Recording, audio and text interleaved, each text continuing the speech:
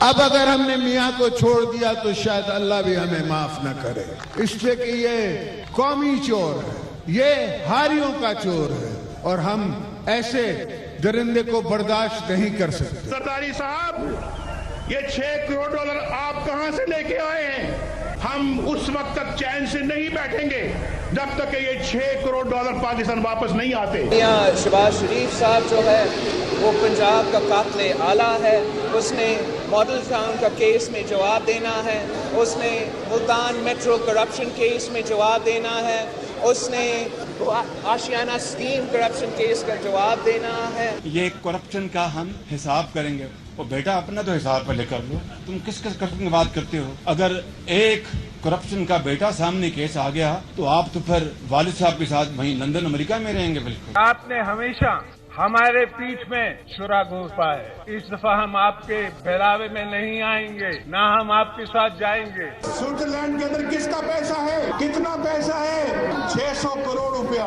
اگر یہاں اس جلسے میں تقسیم کیا جائے تو ہر بندے کے پاس 10 لاکھ روپے آئے گا، ہر بندے کے پاس۔ سب مل کر تخت رائے ون کی آمریت کو گرائیں گے۔ اگر ہم نے انتخابات کے بعد اس زرداری کو لاڑکانہ کراچی، پشاور اور لاہور کی سڑکوں پہ نہ گھسیٹا تو میرا نام شہباز شریف ہے۔ آپ کوشش کر رہے ہیں کہ این آر او ملے آپ کو، ہم مگر استعفیٰ این آر او کسی نے دینے کی کوشش کی تو ہم اس این آر او کو رد بھی کریں گے اور ہم روک لیں بھی۔ اس قوم کا پیسہ تھا، اس قوم کے خون پسینے کی کمائی تھی، اس نے سرے میں مال خرید لیا ہے۔ یہ لٹیرا پاکستان کی دولت کو لوٹ کر اسے سرے میں مال خرید لیا ہے۔ میرا نام بھی نواز شریف نہیں، اس کو نیلام کر کے اس کی تمام دولت کو میں آپ قوم کی قدموں میں نچھاور کرتا ہوں۔ میاں صاحب، آپ نے تو کشمیر اور کشمیریوں کے لیے ایک ٹکے کا کام نہیں کیا، تو پھر میں آپ کو مودی کا یار نہ کہوں تو کیا کہوں؟ پیسے ہمارے حوالے کر دو، وگرنہ تمہیں اور تمہارے کہ مک گیا تیرا شو نواز، گو نواز، گو نواز، مک گیا تیرا شو نواز، گو نواز، گو نواز گو، گو نواز گو، گو نواز گو۔ یہ زرداری اور یہ عمران خان، یہ دونوں ایک ہی سکے کا نام ہے، ایک ہی سکے کا۔ زرداری اور عمران کون ہے؟ زرداری اور عمران بھائی بھائی۔ یہ بلاول ہاؤس اور بنی گالا یہ اصل میں ہیں ہم پہ۔ یہ اتحادی ڈھانچہ عوام اور غریب دشمن حکومت سے نجات کے لیے ملک گیر احتجاجی تحریک کو منظم اور مربوط انداز میں چلائے گا اور رہنمائی کرے گا۔ راجہ صاحب یہ مت پڑھیں آپ کا، یعنی یہ ہے نیا۔ راجہ صاحب یہ مت پڑھیں آپ کا، یعنی یہ ہے نیا۔ راجہ صاحب یہ مت پڑھیں آپ کا، یعنی یہ ہے نیا۔ یہ اتحادی ڈھانچہ عوام اور غریب دشمن حکومت سے نجات کے لیے ملک گیر احتجاجی تحریک کو منظم اور مربوط انداز میں چلائے گا اور رہنمائی کرے گا۔ راجہ صاحب یہ مت پڑھیں آپ کا، یعنی یہ ہے نیا۔ راجہ صاحب یہ مت پڑھیں آپ کا، یعنی یہ ہے نیا۔ راجہ صاحب یہ مت پڑھیں آپ کا، میں پھر یہ بھی ان کو کہہ دوں، میں آپ کو یہ بھی کہنا چاہتا ہوں کہ انشاءاللہ آپ دیکھیں گے کہ یہ سب پارٹ ان کے جو انٹرسٹ ایک ہیں، انہوں نے ایک ہو جانا ہے، زرداری اور نواز شریف نے اکٹھے ہو جانا ہے، کیونکہ ان کے انٹرسٹ ایک ہیں۔ کیونکہ یہ جو میں جو یہ لے کے آ رہا ہوں نا، نہیں ہوں گے، میں جو ہم قانون لانا چاہتے ہیں نا، یہ دونوں نہیں وہ برداشت کریں گے۔ اچھا یہ دونوں اکٹھے نہیں ہوں گے، یہ میں کہہ رہی ہوں آپ کا خیال ہے اکٹھے ہوں گے؟ یہ اندر سے ہو جائیں گے، اوپر سے شاید نورا کچھ سیکھیں۔ ہمیں اتنی مہنگی بجلی نہ پڑتی۔ خان صاحب یہ انگوٹھی جو ہے، کیا آپ پتھروں کے اثرات پر یقین رکھتے ہیں کہ ساتھ ہوتے ہیں؟ یہ میں اصل میں جتنا میری عمر بڑھتی گئی ہے تو میں پوری اپنی زندگی ماڈل کرنے کی کوشش کرتا ہوں نبی صلی اللہ علیہ وسلم پہ، تو ہر چیز کوشش کرتا ہوں۔ ایک مجھے پتا تھا وہ کیک پہنتے ہیں اپنی انگلی میں، تو اس لیے آپ نے سنت پہ عمل کیا جی، اور زندگی بھی کوشش کرتا ہوں ماڈل کرنے کی ان کے اوپر، کیونکہ میں نے کافی پڑھا ہوا ہوں اس کے اوپر، اور جیسی میری عمر ہوتی گئی ہے، شروع میں نہیں تھا مجھے تو میرے میں تو And my belief is La ilaha illallah, there is no God but one, and we will fight. What is radical Islam? There is only one Islam. And that is the Islam we follow of Prophet Muhammad sallallahu alaihi wasallam. There is no other Islam. Because terrorism has nothing to do with any religion. The point is Islamophobia. There are 1.3 billion Muslims in this world.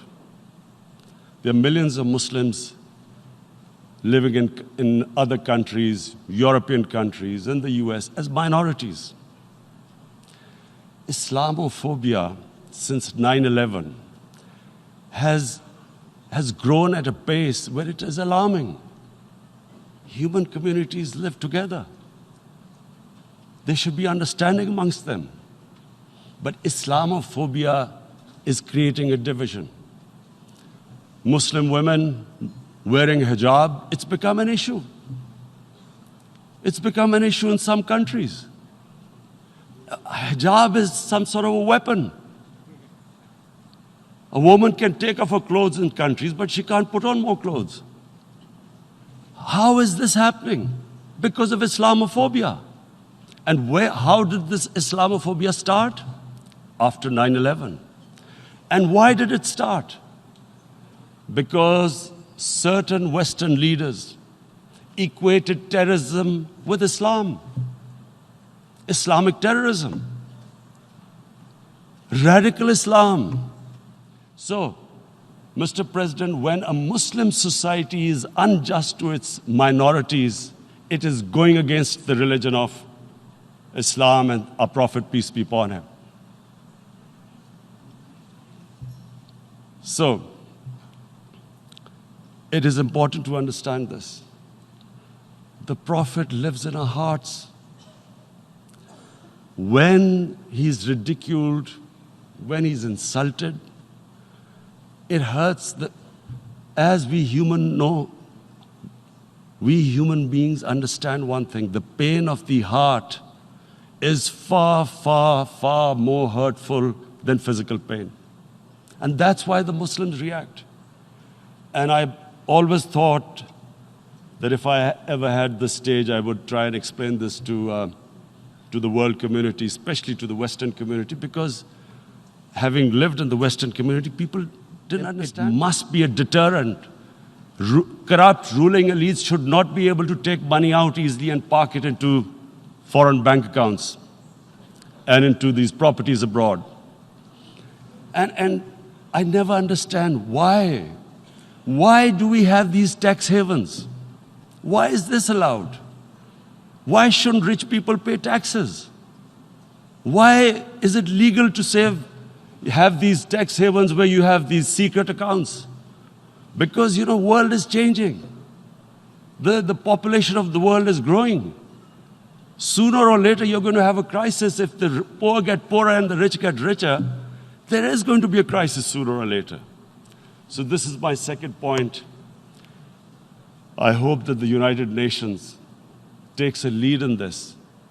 It involves the IMF, the World Bank, Asian Development Bank. They must find a way of stopping this plunder of the developing world. I spoke to the Indian public on television. I said, if you give us any iota of proof, we will immediately take action, because we've clamped down on these groups. Rather than sending us any proofs, they sent their jets in, they bombed us. We retaliated. Two of their planes were shot down, one pilot bailed out in Pakistan. We immediately returned the pilot, saying that, look, we do not want any escalation.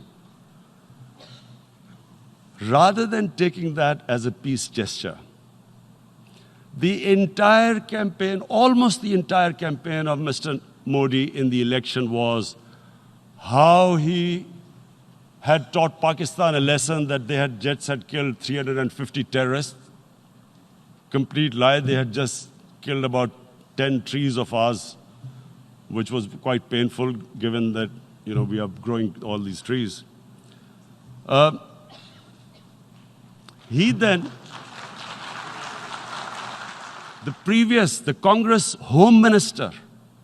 The Congress Home Minister gave a statement that in RSS camps, terrorists are being trained.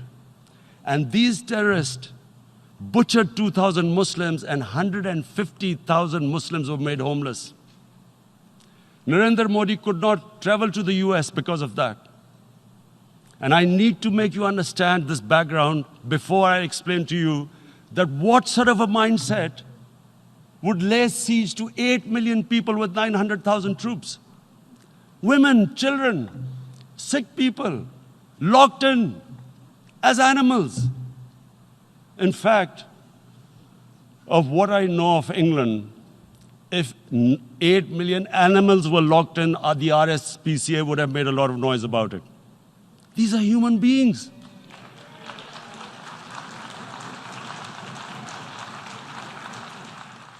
And anything could happen, but supposing a country 7 times smaller than its neighbor is faced with the choice, either you surrender or you fight for your freedom till death, what will we do?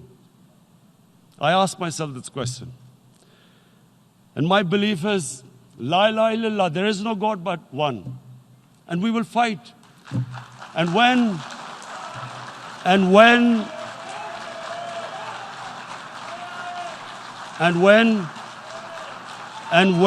a nuclear-armed country fights to the end, it will have consequences far beyond the borders. It will have consequences for the world, which is why I repeat I'm here. Because I'm warning you, it's not a threat. It's a fair worry that where are we headed? And I've come here to tell the UN, you've got to, this is a test for the United Nations. You are the one who guaranteed the people of Kashmir the right of self-determination. They are suffering because of that. And this is the time. This is the time not to appease like in 1939 appeasement took place. This is the time to take action. And number one action must be that India must lift this inhuman curfew, which has lasted for 55 days. It must free all political prisoners, and especially those 13,000 boys that have been picked up. Parents don't know where they've disappeared. And then the world community must give the people of Kashmir their right of self-determination. Thank you.